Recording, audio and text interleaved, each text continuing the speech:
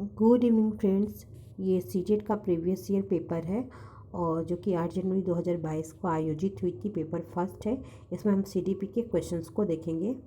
Start करते हैं। पहला क्वेश्चन, विकासात्मक परिवर्तन। इसका पहला का ऑप्शन हो जाएगा सही।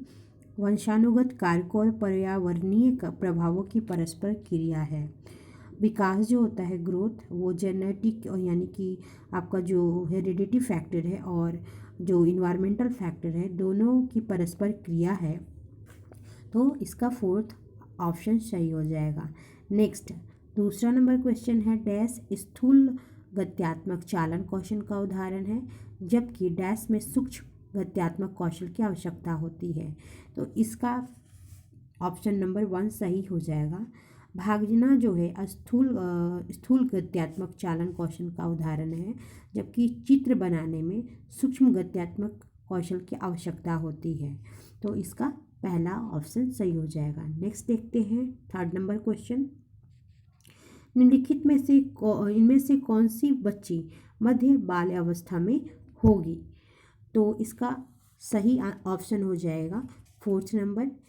एक बच्ची जो तार्किक रूप से तर्क कर सकती है और संरक्षण कर सकती है और अपना संरक्षण कर पाती है, वो जो है ना, वो मध्य बाल अवस्था में होगी। मध्य बाल अवस्था की जो बाल अवस्था का जो आयु दिया गया है 7 से 10 वर्ष तक दिया गया है और इनके बीच का जो पीरियड है वो मध्य बाल अवस्था में आता है। ऐसी बच्ची जो होती है तार्किक बात करने में सक्षम होती है, प्रतिकारक स्वरूप धारण कर सकती है, अर्थात अपना संरक्षण भी कर पाती है। तो जो बाल्यावस्था का काल दिया है 7 से 10 वर्ष तक दिया गया है और इसके बीच का जो पीरियड हो जाएगा, टाइम पीरियड, एज जो उसका हो जाएगा, वो मध्य बाल्यावस्था हो जाएगा। तो इसका 3 का ऑप्शन नंबर 4 सही आंसर हो जाएगा। नेक्स्ट क्वेश्चन है, अभिकारक अभिकथन और कारण दिया गया है। सबसे पहले कथन अभिकथन को पढ़ते हैं। बच्चे सर्वप्रथम अपने परिवार में व्यवहार के तरीके सीखते थे एवं मूल्यों और जीवन के मानदंडों को जानते हैं। कारण है, परिवार जो है बच्चों के सामाजिकरण का एक द्वितीय अभिकारक है। इसका जो हो जाएगा सही कथन पहला जो है ना सही है, अभिकथन जो है सही है, बट दूसरा जो रीजन है वो गलत है। तो बच्चा जो है ना सर्वप्रथम अपने परिवार में व्यवहार के तौर तरीके और बहुत सारी चीज़ों को लर्न करता है, सीखता है, क्योंकि परिवार को ही प्रारंभिक पाठशाला माना जाता है। परिवार में रहकर ही जीवन के विभिन्न मूल्य को मापदंडों को वो जानता है और परिवार जो है सामाजिकरण का पहला प्राथमिक अभिकारक है, न कि द्वितीय।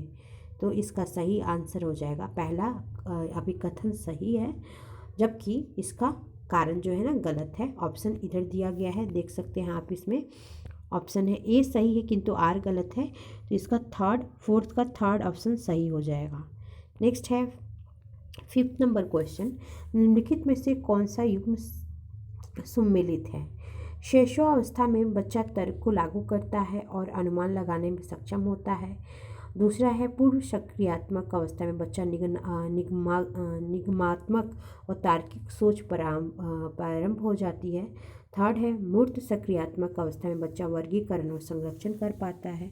फोर्थ है अमूर्त सक्रियात्मक अवस्था में बच्चा अनुकरण की शुरुआत कल्पनात्मक खेल करना शुरू करता है।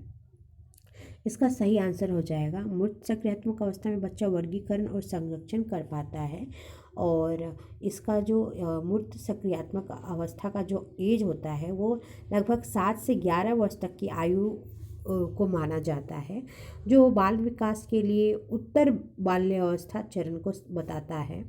इस चरण में क्या होता है ना, बच्चे वस्तुओं को समूहों और उपसमूहों में बांटना सीख पाते हैं, संख्या बोध और मात्रा के संरक्षण की क्षमता प्राप्त करते हैं। तो इसका सही आंसर हो जाएगा मूर्त सक्रियात्मक अवस्था में बच्चा वर्गीकरण और संरक्षण कर पाता है, आयु हो जाएगा 7 से 11 वर्ष। तो ऑप्शन 5 का सही हो जाएगा। नेक्स्ट 6 नंबर क्वेश्चन है, पियाजे के संज्ञानात्मक विकास के सिद्धांत के अनुसार स्वयं और पर्यावरण के बीच संतुलन की प्रक्रिया, संतुलन की जो खोज की प्रक्रिया है वो क्या कहलाती है। तो सामीकरण जो है सामीकरण जो है इसका सही आंसर हो जाएगा पहला पियाजे के संज्ञानात्मक विकास के सिद्धांत के अनुसार स्वयं और पर्यावरण के बीच संतुलन की खोज प्रक्रिया समीकरण के नाम से जानी जाती है। और पियाजे के अनुसार संज्ञानात्मक विकास शैशव अवस्था में ही शिशु के जब शिशु रहता है बच्चा उस समय ही आरंभ हो जाता है, जो कि लाइफ टाइम तक चलता है। इस प्रक्रिया में साम्यता देखने को मिलती है। पियाजे ने चाइल्ड सेंटर्ड एजुकेशन पर बल दिया है, तो इसका सही आंसर हो जाएगा 6 का नंबर 1 समीकरण। नेक्स्ट है 7 नंबर क्वेश्चन, कौन सा कथन लेव वाइगोत्स्की के बच्चों के बारे में विचार को सही प्रकार से दर्शाता है? तो इसका सही आंसर हो जाएगा ऑप्शन नंबर ए 1। रूसी मनोवैज्ञानिक थे ये लेव वाइगोत्स्की, ने सुझाव दिया है कि बच्चों में बहुत सी क्षमताएं होती हैं जिनमें वो कार्य सम्मिलित हैं जिन्हें बच्चे सहायता से कर पाते हैं। इनके अनुसार इन्होंने कहा है कि बच्चे में ये क्षमता पहले से ही रहती है, ऑलरेडी विद्यमान रहता है, जिसको अगर सहायता दिया जाए, सपोर्ट किया जाए तो वो खुद कर सकते हैं। तो ऑप्शन 7 का पहला नंबर सही हो जाए। 8 नंबर क्वेश्चन है, एक शिक्षिका किस संरचना का उपयोग करती है जब वो एक बच्चे की जिग पहली बनाने में सहायता करती है? इशारों और संकेतों से। 8 का दूसरा ऑप्शन सही हो जाएगा पार। जब कभी भी इस तरह का कोई काम अगर बच्चे को दिया जाता है, अगर टीचर वहाँ पे इशारों से संकेतों से उसका सपोर्ट करती है तो उसको पार कहते हैं।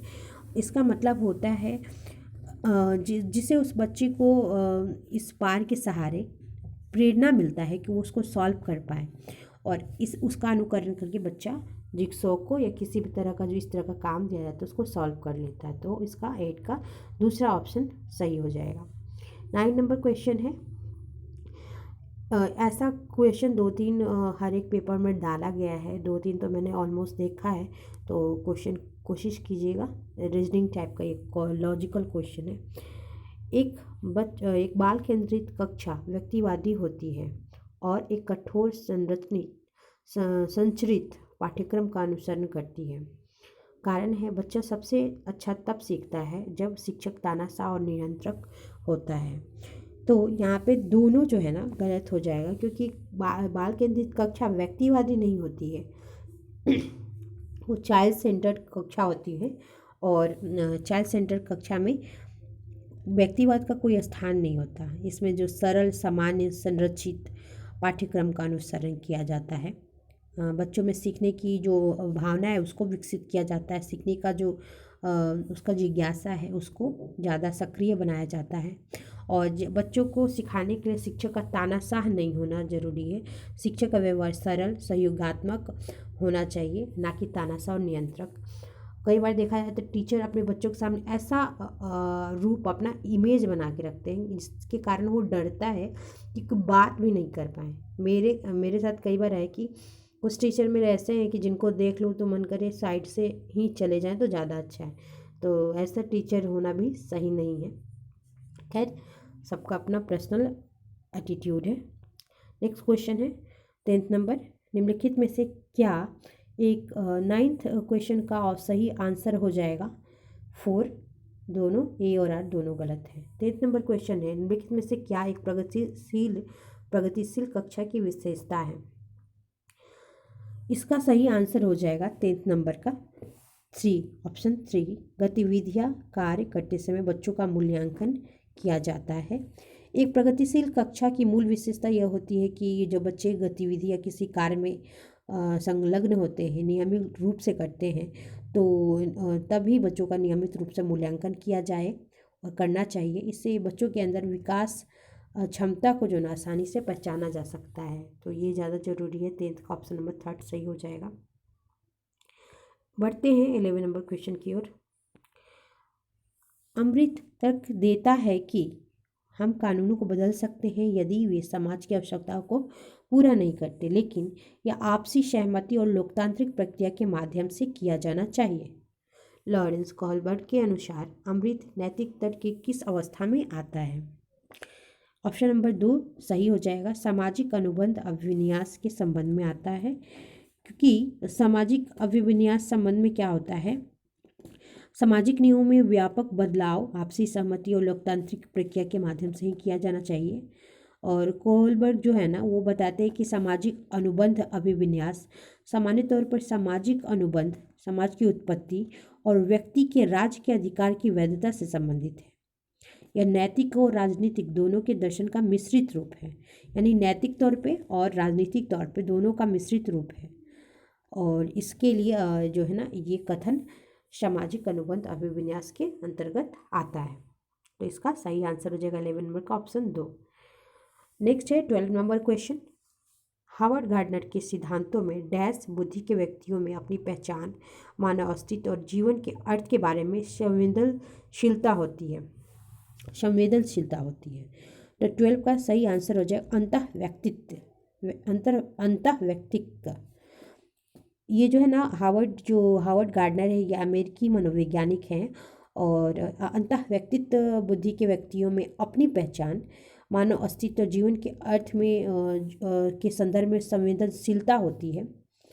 अतः व्यक्ति जो है ना अंतः व्यक्तित्व वाला जो व्यक्ति है, व्यक्तिगत भाव से उत्पन्न विचार या दृष्टिकोण जो है ना वो होता है उसका अंतः व्यक्तित्व वाले व्यक्ति में व्यक्तिगत भाव होता है। तो इन्होंने ये बताया है कि ये जो है ना अंतः व्यक्तित्व में चला आता है। तो 12 का 4 नंबर ऑप्शन सही हो जाएगा। 13 नंबर क्वेश्चन है, गिफ्ट के तौर पर कार मिलने पर एक 5 साल की बच्ची बोली, यह मेरे लिए नहीं है, लड़कियां कारों से नहीं खेलती। यह वाक्य क्या दर्शाता है? 13 का सही आंसर हो जाएगा जेंडर रूढ़िवादिता। ये दिखाता है कि जेंडर रूढ़िवादिता उस बच्ची में ऑलरेडी पहले से विद्यमान है। इसका कारण ये कि हमने उसको शुरू से ही ये सिखाया है कि ये लड़कों के लिए है, ये लड़कियों के लिए है। उसने ये देखा है कि लड़के जनरली कार से खेलते हैं, तो लड़कियां कैसे खेल सकती हैं, लड़कियां गुड़ियों से ही खेलेंगी। तो ये जेंडर रूढ़िवादिता को दिखा रहा है ये सेंटेंस। ऐसा नहीं होना चाहिए। लड़कियां भी तलवार से और कार से और अदर टॉयज से, जो कि क्रिकेट खेल सकती हैं, टॉयज खेल सकती हैं, कार वाले टॉयज से भी खेल सकती हैं। तो कोई ज़रूरी नहीं है कि सिर्फ लड़के ही खेलें। तो ये जेंडर रूढ़िवादिता हो जाएगा। 13 का 3 नंबर जो ऑप्शन है सही हो जाएगा।